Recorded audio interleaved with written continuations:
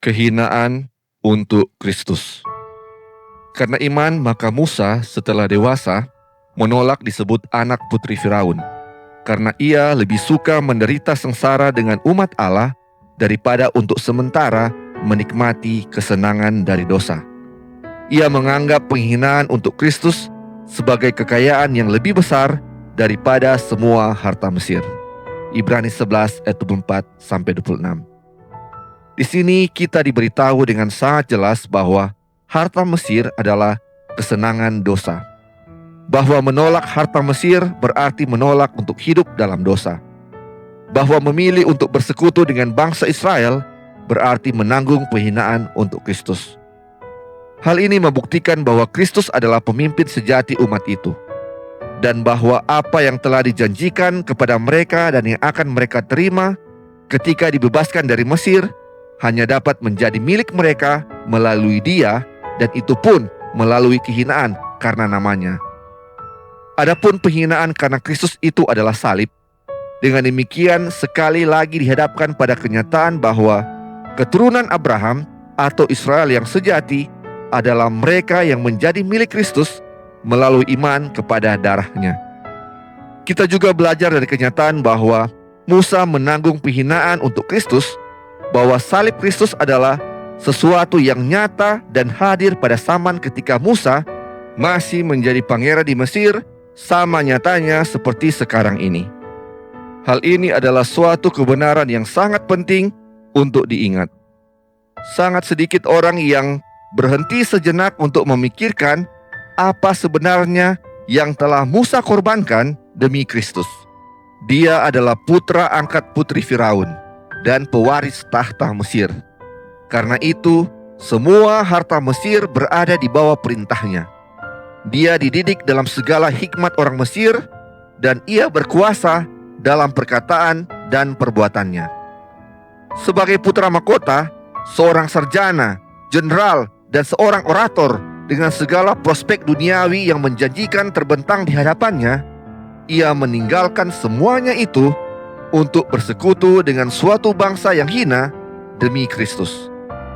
Dia menolak disebut anak putri Firaun. Hal ini menyiratkan bahwa ia sebenarnya didesak untuk mempertahankan kedudukannya itu. Dalam menghadapi perlawanan itulah ia meninggalkan segala harapan duniawinya dan memilih untuk menderita bersama umat Allah. Kita tidak dapat melebih-lebihkan betapa besar penghinaan yang pasti diarahkan kepadanya karena tindakannya itu, maupun cercaan yang ditimpakan kepadanya, dan di antara semua celahan itu, sebutan bodoh mungkin adalah kata yang paling halus. Ketika pada masa kini orang-orang dipanggil untuk menerima suatu kebenaran yang tidak populer dengan mengorbankan kedudukan mereka, alangkah baiknya bila mereka mengingat teladan Musa. Apa yang mendorongnya untuk membuat pengorbanan itu? Ia memandang kepada upah. Bukan hanya karena ia mengorbankan kedudukan sekarang demi harapan akan sesuatu yang lebih baik di masa depan. Tidak, ia memperoleh lebih dari sekedar pengganti seiring dengan perjalanannya.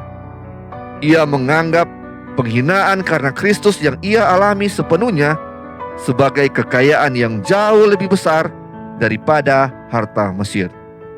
Hal itu menunjukkan bahwa ia mengenal Tuhan. Ia memahami pengorbanan Kristus bagi manusia, dan ia dengan sadar memilih untuk mengambil bagian di dalamnya.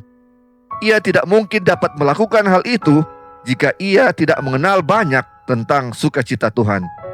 Hanya itulah yang dapat menguatkannya dalam keadaan seperti itu. Mungkin tidak ada manusia lain yang pernah mengorbankan prospek duniawi sebesar yang dilakukan Musa demi Kristus. Oleh karena itu, kita dapat yakin bahwa Musa memiliki pengetahuan tentang Kristus dan pekerjaannya yang melampaui kebanyakan manusia lainnya. Langkah yang ia ambil merupakan bukti bahwa ia telah mengenal Tuhan dengan baik. Dan dengan turut menanggung penghinaan serta penderitaan Kristus, ikatan simpati antara keduanya pasti menjadi sangat erat. Betapa menakjubkan kesaksian hidup Musa tentang sukacita Tuhan, serta tentang kuasa dan kemuliaan salibnya. Musa yang memiliki segala sesuatu yang dunia ini dapat tawarkan, segala hal yang dianggap manusia sebagai sesuatu yang baik, meninggalkan semuanya demi daya tarik yang jauh lebih tinggi, yaitu penghinaan atau salib Kristus.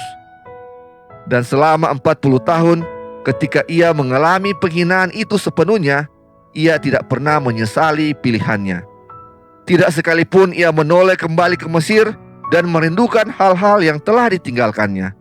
Tidak, sukacita dalam penghinaan karena Kristus jauh melampaui segala kesenangan dosa dan menghapuskan semuanya dari ingatannya. Jika celaan dan penghinaan Kristus dapat menghasilkan begitu banyak kebahagiaan dan kepuasan, betapa besarlah sukacita dalam kemuliaannya yang kekal, yang tersingkap sepenuhnya.